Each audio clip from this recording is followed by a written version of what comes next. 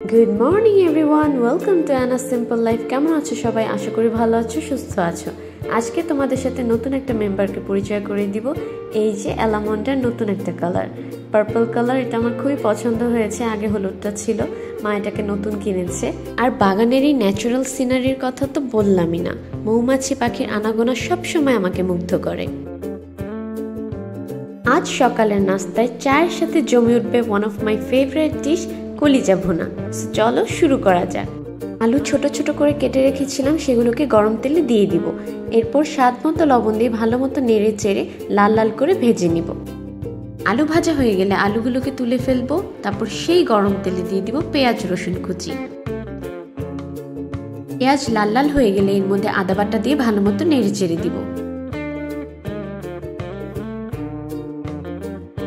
এরপর এর মধ্যে এক এক করে হলুদ, মরিচ, ধনিয়ার গুঁড়া এবং স্বাদ মতো লবণ দিয়ে ভালো মতো নেড়ে চেড়ে দিব।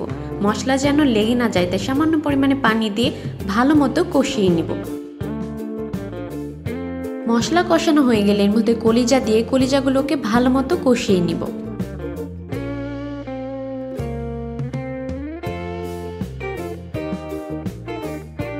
কষানো হয়ে গেলে সামান্য পরিমাণে পানি দিব, বিকজ এটা একটু ভাজা ভাজা হবে, তাই বেশি পানি দেওয়া যাবে না। অ্যান্ড লাস্টলি যখন আমাদের তরকারি হওয়া পর্যায়ে তখন এর মধ্যে গরম মশলা দিয়ে ভালো মতো নেড়ে চেড়ে ভাজা ভাজা করে নিব। তো ফাইনালি আমাদের মজাদার কলিজা ভুনা ডান। এবার গরম গরম চা রেডি করব, বিকজ সকাল সকাল দুধ চা না খেলে একদমই জমে ওঠে না। আর আমার হাতের চা কিন্তু বেশ মজা হয়, একদমই সিম্পল। দুধ, চিনি এবং চা পাতি দিয়ে করে ফেলবো, ভালো মতো ফুটিয়ে নিব যেন চায়ের টেস্টটা অ্যান্ড কালারটা অসাম হয়। এই যে বন্ধুরা, ভিডিওটি ভালো লাগলে অবশ্যই লাইক, শেয়ার এবং সাবস্ক্রাইব করতে ভুলবে না। And definitely click the bell button to get updated all the video. তোমরা আমার পাশে এইভাবেই থাকো, সাপোর্ট করে যাও।